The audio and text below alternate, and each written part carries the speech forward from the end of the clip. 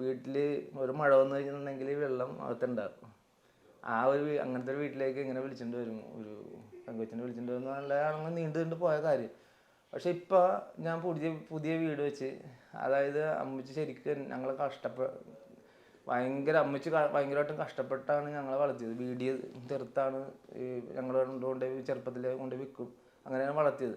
അപ്പോൾ ആ അമ്മച്ചിനെ നല്ലൊരു സേഫായിട്ട് ഒരു നല്ലൊരു വീട്ടിൽ താമസിപ്പിക്കണം, ഇനി കല്യാണം കഴിക്കുന്നതിന് മുമ്പ് താമസിപ്പിക്കണം എന്നുള്ള ഒരു ഭയങ്കരമായിട്ടുള്ളൊരു ആഗ്രഹം എൻ്റെ മനസ്സിലുണ്ടായിരുന്നു.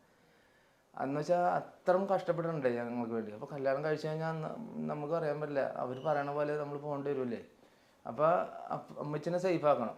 അമ്മച്ചി ഭയങ്കര ഹാപ്പിയാണ് ഇപ്പം, അത് കാണാൻ കഴിഞ്ഞു. അതാണ് നമ്മളുടെ ലൈഫിലെ ഏറ്റവും വലിയ കാര്യം, ഇല്ലേ? അതുകൊണ്ടാണ് ലേറ്റായത്. ബിനീഷ് ചേട്ടൻ അനിയനാണല്ലേ? ആ, അവൻ ഒരുപാട് കഷ്ടപ്പെടുന്നുണ്ട് ഈ ഒരു സ്റ്റേജിൽ എത്താനും. അവന് സ്റ്റേജിൽ ആദ്യമായിട്ട് കയറ്റണത് ഞാനാണ്. അതായത് ഒരു യൂണിറ്റിന്റെ പരിപാടിക്കാണ്, ഒരു മേക്കപ്പ് ഇങ്ങനെ ഒരു ഫാൻസി ഡ്രസ്സിനാണ് അവനെ ഒരുക്കി കയറ്റണത് ഞാൻ. അപ്പൊ ഞാൻ അന്ന് എല്ലാം കാണുന്നത് ഭയങ്കര ഒരു വലിയ രീതിയിലാണ്. അന്ന് എൻ്റെ ചെറിയ ഇതാണെങ്കിൽ പ്രായമാണെങ്കിലും ചെയ്യണതും നല്ല കറക്റ്റായിട്ട് ചെയ്യണം എന്നുള്ളൊരു ഇതുണ്ടായിരുന്നു. ഒരു ഡയറക്റ്റ് മൂഡായിരുന്നു അന്ന്, ഡയറക്റ്റ് ചെയ്യണ ഒരു മൂഡില്ലേ. അപ്പം അന്ന് ഇവനെ പൊന്തമ്മാടയില ഒരു മമ്മൂട്ടിയുടെ ഒരു സ്റ്റൈല് ഞാൻ തന്നെ പാളയൊക്കെ വെച്ചിട്ട് കെട്ടി മേക്കപ്പ് ഒക്കെ ചെയ്ത് ഞാൻ തന്നെ കയറ്റി ഇവനെ പറഞ്ഞ് ഇതുപോലെ ചെയ്യണമെന്നൊക്കെ പറഞ്ഞ് കറക്റ്റ് ഡയറക്റ്റ് ചെയ്ത് വിട്ടവന. അവൻ ഫസ്റ്റ് അവിടെ കിട്ടി.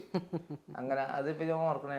അവൻ അവിടെ നിന്ന് കയറിയ സ്റ്റേജ് ഇപ്പം കണ്ട, ഇപ്പം നല്ലൊരു പൊസിഷനിലേക്ക് അവൻ വന്ന്. പക്ഷെ അവനിൽ കുറവുകളുണ്ട് ഒരുപാട്.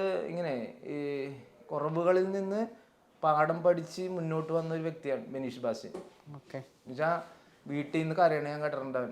അതായത് ഒരു ലൊക്കേഷനിൽ വെച്ച് ഇവന് ഡയലോഗ് പറയാൻ പറ്റാഞ്ഞിട്ട് ആ സീൻ അവൻ ചെയ്യാൻ പറ്റണില്ല. കാരണം എന്ന് വെച്ചിട്ടുണ്ടെങ്കിൽ നമ്മൾ താഴെ നിന്ന് വന്ന ഒരാളാണ്, ഇങ്ങനെ മെച്ചുറായിട്ട് ചിന്തിക്കാൻ പറ്റാത്തൊരു അവസ്ഥയിൽ നിന്ന് വന്ന ഒരാളാണ്. അങ്ങനെയുള്ള കുറേ കുറവുകളുണ്ട്. ആ കുറവുകളൊന്നും മറ്റുള്ളവർക്ക് ഡയറക്ടർക്കൊന്നും മനസ്സിലാവില്ലല്ലോ. മനസ്സിലായി. ഒരു ഡയലോഗ് നേരത്തെ കൊടുത്തിരുന്നെങ്കിലോ അത് പഠിച്ചിട്ട് വന്ന് ചെയ്യുമായിരുന്നു. പക്ഷെ ഈ ഡയറക്ടർ ആ സമയത്ത് ഒരു ഡയലോഗ് കൊടുത്തിട്ട് ഇവൻ ഒരു ഓഡിയൻസൊക്കെ ഇങ്ങനെ നിൽക്കണേ, ഡയലോഗ് പറയാൻ പറ്റണല്ലോ. അവന് പറയാൻ പറ്റാത്തതുകൊണ്ട് ആ ഡയറക്ടർ ഭയങ്കരമായിട്ട് അവനെ അധിക്ഷേപിച്ചായിരുന്നു. ഇങ്ങനെ ആ സിറ്റുവേഷനൊക്കെ അവൻ പറയുമ്പോൾ നമ്മളിതിനെ അറിഞ്ഞു പോകും. ആ ദിവസം അവൻ വീട്ടിൽ വന്ന് കരഞ്ഞ് കട്ടിലേക്ക് കിടന്ന് കരയണം. അവനോട് ഞങ്ങൾ തമ്മിൽ അധികം സംസാരിക്കില്ല. പക്ഷെ ആ സിറ്റുവേഷനിൽ ഞാൻ ഇങ്ങനെ ചോദിച്ചു എന്താണ്. അപ്പോൾ ഇങ്ങനെ അപ്പോഴാണ് ഇങ്ങനെ കാര്യങ്ങൾ പറയണത്. അപ്പോൾ അവൻ ഒരുപാട് സ്ട്രഗിൾ ചെയ്തിട്ടുണ്ട് ഈ ഫീൽഡിൽ. ഇവൻ ഈ മുന്നിലേക്ക് വരാൻ വേണ്ടി ഒരുപാട് ശരിക്കും സ്ട്രഗിൾ ചെയ്തിട്ടുള്ള ഒരു വ്യക്തിയാണ് എൻ്റെ അനിയൻ. ചേട്ടാ, നമുക്കിനി ഹാപ്പി ആയിട്ട് സംസാരിക്കാം. ചേട്ടൻ നന്നായിട്ട് പാടുമെന്ന് കേട്ടിട്ടുണ്ട്. അതിന് മുന്നേ നമുക്ക് ഹാപ്പി ആവാം. ഞാൻ ഹാപ്പി ആയിട്ടിരിക്കട്ടെ. ഞാനിങ്ങനെയൊക്കെ പറഞ്ഞു കഴിഞ്ഞാൽ കൂട്ടത്തിൽ കരയും. ബിനീഷ് ചേട്ടനെ കഴിഞ്ഞാൽ ഒച്ച ഇപ്പം എൻ്റേതായിരിക്കും കരച്ചിൽ പോകുന്നത്. ഈ കയ്യിലും കാലിലൊക്കെ കഴുത്ത് ഈ കൊമ്മലൊക്കെ ചേട്ടൻ സ്വന്തമായിട്ട് ചെയ്തതാ? സ്വന്തമായിട്ട് ചെയ്തതാണ്. ഈ ചിരട്ടയിലല്ലേ ഇത് ചെയ്യുന്നത്? എത്ര സമയം? മിനിയേച്ചർ വർക്കുകൾ ഞാൻ ഒരുപാട് ചെയ്യാറുണ്ട്. എനിക്കും തരുമോ? ഇതെല്ലാം ഇത് ഇന്റർവ്യൂ കഴിഞ്ഞതെല്ലാം ഇവിടെ ഊരി വെച്ചിട്ട് വേണം പോവാൻ. ആ കമ്മല് ഞാൻ നോട്ടം വിട്ടായിരുന്നു. അതുപോലത്തെ ഒരു മൂക്കുത്തി എടുത്തുണ്ടാക്കി തരുമോ? ഇതില്ലേ അതുപോലത്തെ ഒരു മൂക്കുത്തി തരുമോ? അത് ചെയ്യാൻ പറ്റും. മൂക്കുത്തി റിംഗ് ആക്കിയിട്ട് പ്ലെയിൻ വരെ ഉണ്ടാക്കി തരും. പിന്നെ പ്ലെയിൻ ഉണ്ടാക്കി തരും. ഇതിന്റെ കോൺഫിഡൻസ് ഉണ്ട് ചെയ്യാൻ പറ്റുമെന്നുള്ളതില്. അതാണ് എന്താണ് ഇതിന്റെ പ്രത്യേകത എന്ന് വെച്ചാൽ വേൾഡിൽ ഒരു പീസ് ഉണ്ടാവുള്ളൂ. ഞാനാണല്ലോ ഉണ്ടാക്കുന്നത്, അതുകൊണ്ടാണ് യുണീക്ക്. അപ്പൊ അതിന് വില കൂടും. നമ്മൾ പറയണ വില അതിന് കിട്ടണം. ഇല്ല, ഞാൻ ഫോറിനേഴ്സിന് ഇത് കൊടുക്കാറുണ്ട്. ഞാൻ ചുമ്മാ പറഞ്ഞ ഇതിനൊരു മെഡിസിൻ പവർ ഒക്കെ ഉണ്ട് ഈ കോക്കനട്ട് ഷെല്ലിന്. അപ്പൊ ഈ കോക്കനട്ട് ഷെല്ലിന്റെ ഓർണമെന്റ്സ് ഞാൻ കൂടുതലും ഉണ്ടാക്കി ഇടുക. അപ്പൊ ശരീരത്തിന് നല്ലതാണത്. കമ്മൽ എനിക്ക് അസാധ്യമായിട്ട് ഇഷ്ടപ്പെട്ടു. കമ്മല് ഇത് കുത്തിയിട്ടില്ല, ഇങ്ങനെ വെറുതെ ഇങ്ങനെ ഊരി എടുക്കാന്ന്.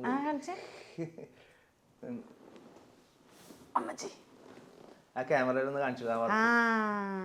ഇത് മറ്റേ ഇത് തന്നെയാണല്ലേ? കോക്കനട്ട് ഷെല്ലാണത്. കോക്കനട്ട് ഷെല്ലാണല്ലേ? എത്ര മിനിറ്റ് ഇരുന്ന് തച്ചാലാ ഇതായി പണിയൊന്നും ചെയ്യെടുക്കാം? അത് കാണുമ്പോൾ ഭയങ്കര ബുദ്ധിമുട്ടാണ്, പക്ഷെ എനിക്ക് അത് ഈസി ആയിട്ട് ചെയ്യാൻ പറ്റും. ഇതുപോലത്തെ ഒരെണ്ണം മൂക്കലിടാൻ വേണം. ചെറുതായിരിക്കണം. ഇതിന്റെ ഫസ്റ്റ് ലെയർ മതി അല്ലേ? അല്ലല്ല, പക്ഷെ ഇതും കൊള്ളാം, ഫോട്ടോഷൂട്ടിനൊക്കെ നല്ലതാ. ചേട്ടാ പാട്ട് പാടിക്കോ, ഒന്നും നോക്കണ്ട. കാതിലോല കമ്മലിട്ട് കുടുങ്ങിന്ന്, എനിക്ക് പാട്ടൊന്നും അറിയത്തില്ല കേട്ടോ. പാടിക്കൂ.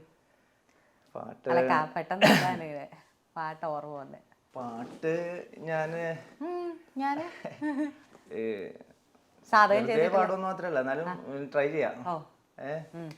ഏതോ നിദ്ര തൻ പൊന്മയിൽ പീലിയിൽ 7 വർണ്ണങ്ങളും നീർത്തി തളിരില തുമ്പിൽ നിന്നുതിരും മഴയുടെ ഏകാന്ത സംഗീതമായി മൃദുപദമോടെ മധുമന്ത്രമോടെ അന്നെന്നരികിൽ വന്നുവെന്നോ, എന്തേ നീ അറിഞ്ഞില്ല, ഞാനറിഞ്ഞില്ല. ഏതോ നിദ്ര തൻ പൊന്മയിൽ പീലിയിൽ ആ വഴിയോരത്ത് അന്നാദ്രമാം സന്ധ്യയിൽ ആവണിപ്പൂവായി നീ നിന്നുവെന്നോ,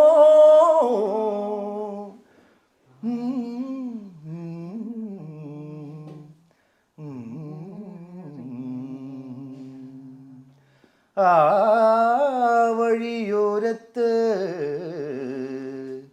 അന്നാദ്രമാം സന്ധ്യയിൽ